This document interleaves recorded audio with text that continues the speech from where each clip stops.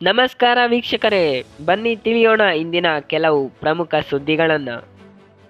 Israel ಮತ್ತು Iran ನಡುವೆ ಯುದ್ಧ ಸಂಘರ್ಷ ಹೆಚ್ಚಾಗುತ್ತಿದೆ. ಕೇದಾರನಾಥ ಬಳಿಯ ಗೌರಿಕುಂಡ ಅರಣ್ಯದಲ್ಲಿ ಹೆಲಿಕಾಪ್ಟರ್ ಪತನ, 7 ಜನರ ಸಾವು. ಮಳೆಯ ಆರ್ಭಟದಿಂದಾಗಿ ಹೆಚ್ಚಾಗುತ್ತಿರುವ ಜನರ ಸಾವು. ಪುಣೆಯಲ್ಲಿ ಸೇತುವೆ ಕುಸಿದು 4 ಜನರ ಸಾವು. ಗೌರಿಬಿದನೂರು ತಾಲೂಕಿನ ಅಳಿಪುರ ಗ್ರಾಮ ಪಂಚಾಯಿತಿಯನ್ನು ಪಟ್ಟಣ ಪಂಚಾಯಿತಿಯನ್ನಾಗಿ ಮಾಡುವಂತೆ ಸಿದ್ದರಾಮಯ್ಯ ಆಶ್ವಾಸನೆ. ಸುದ್ದಿಗಳ ವಿವರ. ಉಭಯ ದೇಶಗಳ ನಡುವೆ ನಿರಂತರ ಸಂಘರ್ಷದಿಂದಾಗಿ ಸಾಯುವ ಸಂಖ್ಯೆ ಹೆಚ್ಚಾಗುತ್ತಿದೆ. ಸುಮಾರು 141ಕ್ಕೂ ಹೆಚ್ಚು ಜನ ಸಾವಿಗೀಡಾಗಿದ್ದು, 1000ಕ್ಕೂ ಅಧಿಕ ಜನರು ಗಾಯಗೊಂಡಿದ್ದಾರೆ.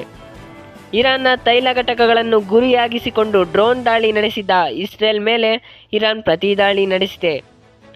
ಟೆಹರಾನ್ನಲ್ಲಿರುವ ಇರಾನ್ ರಕ್ಷಣಾ ಸಚಿವಾಲಯದ ಪ್ರಧಾನ ಕಚೇರಿಯ ಮೇಲೆ ಇಸ್ರೇಲ್ ದಾಳಿ ಮಾಡಿದ್ದರ ಪ್ರತಿಯಾಗಿ ಇರಾನ್ ಇಸ್ರೇಲ್ನ ವಾಯು ರಕ್ಷಣಾ ವ್ಯವಸ್ಥೆಯನ್ನು ದಾಟಿ ಅಲ್ಲಿನ ಹಲವು ಕಟ್ಟಡಗಳನ್ನು ನಾಶಪಡಿಸಿದೆ.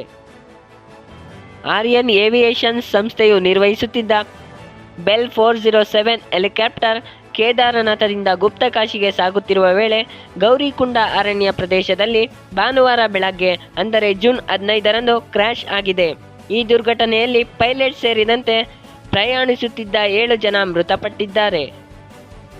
ದೇಶದ ಹಲವೆಡೆ ವರುಣಾರ್ಭಟ ಹೆಚ್ಚಾಗುತ್ತಿರುವ ಬೆನ್ನಲ್ಲೇ ದಕ್ಷಿಣ ಕನ್ನಡ ಹಾಗೂ ಉತ್ತರ ಕನ್ನಡ ಜಿಲ್ಲೆಗಳಲ್ಲಿ ಗುಡ್ಡ ಕುಸಿದು ವಾಹನ ಮತ್ತು ರೈಲು ಸಂಚಾರಕ್ಕೆ ಅಡ್ಡಿಯಾಗಿದೆ. ಭಾನುವಾರ ಸುರಿದ ಭಾರೀ ಮಳೆ ಹಾಗೂ ಮಿಂಚಿನ ಹೊಡೆತಕ್ಕೆ ಮಹಾರಾಷ್ಟ್ರದಲ್ಲಿ 8 ಜನ ಪ್ರಾಣ ಕಳೆದುಕೊಂಡಿದ್ದಾರೆ. ಕೇರಳದಲ್ಲಿಯೂ 11 ಮಂದಿ ಸಿಡಿಲು ಬಡಿದು ಸಾವನ್ನಪ್ಪಿದ್ದಾರೆ. ಪುಣೆಯ ಮಾವಲ್ ತಾಲೂಕಿನ ಕುಂದಾಮಲ ಬಳಿ ಇಂದ್ರಾಯಣಿ ನದಿಗೆ ಅಡ್ಡಲಾಗಿ ನಿರ್ಮಿಸಿದ್ದ ಸೇತುವೆ ಭಾನುವಾರ ಕುಸಿದಿದ್ದು 4 ಜನ ಮೃತಪಟ್ಟಿದ್ದಾರೆ. ಇದೊಂದು ಪ್ರವಾಸಿ ತಾಣವಾಗಿದ್ದು, ಇಲ್ಲಿಗೆ ಪ್ರವಾಸಕ್ಕೆ ಬಂದಿದ್ದ ಕೆಲವರು ಸೇತುವೆ ಕುಸಿದಿದ್ದರಿಂದ ನೀರಿನಲ್ಲಿ ಕೊಚ್ಚಿ ಹೋಗಿರುವ ಸಾಧ್ಯತೆಯೂ ಇದೆ. ಈ ಘಟನೆಯಲ್ಲಿ 38 ಜನರನ್ನು ರಕ್ಷಿಸಲಾಗಿದೆ ಎಂದು ಪುಣೆಯ ಜಿಲ್ಲಾಧಿಕಾರಿ ಜಿತೇಂದ್ರ ಅವರು ತಿಳಿಸಿದ್ದಾರೆ. ಜೂನ್ 13ರ ಶುಕ್ರವಾರ ಗೌರಿಬಿದನೂರು ನೇತಾಜಿ ಕ್ರೀಡಾಂಗಣದಲ್ಲಿ ಕಾರ್ಯಕ್ರಮಕ್ಕೆ ಆಗಮಿಸಿದ್ದ ಸಿಎಂ ಸಿದ್ದರಾಮಯ್ಯ ಗೌರಿಬಿದನೂರು ತಾಲೂಕಿನ ಹುಸೇನಪುರದ ಸೋಲಾರ್ ಪ್ಯಾನೆಲ್ಗಳನ್ನು ಅಭಿವೃದ್ಧಿಗೊಳಿಸುವಂತೆ ಹಾಗೂ ಅದೇ ತಾಲೂಕಿನ ಅಳಿಪುರ ಗ್ರಾಮ ಪಂಚಾಯಿತಿಯನ್ನು ಪಟ್ಟಣ ಪಂಚಾಯಿತಿಯನ್ನಾಗಿ ಮಾಡುವಂತೆ ಆಶ್ವಾಸನೆ ನೀಡಿದ್ದಾರೆ.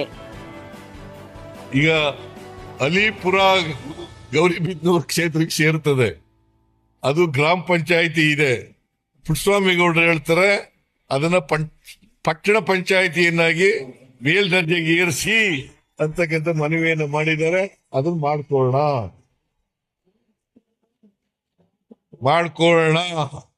ಸುದ್ದಿಗಳ ಮುಕ್ತಾಯ. ನಮ್ಮ ಚಾನಲ್ ಅನ್ನು ಸಬ್ಸ್ಕ್ರೈಬ್ ಮಾಡಿ, ಶೇರ್ ಮಾಡಿ, ಲೈಕ್ ಮಾಡಿ ಮತ್ತು ಕಮೆಂಟ್ ಮಾಡಿ. ಧನ್ಯವಾದಗಳು.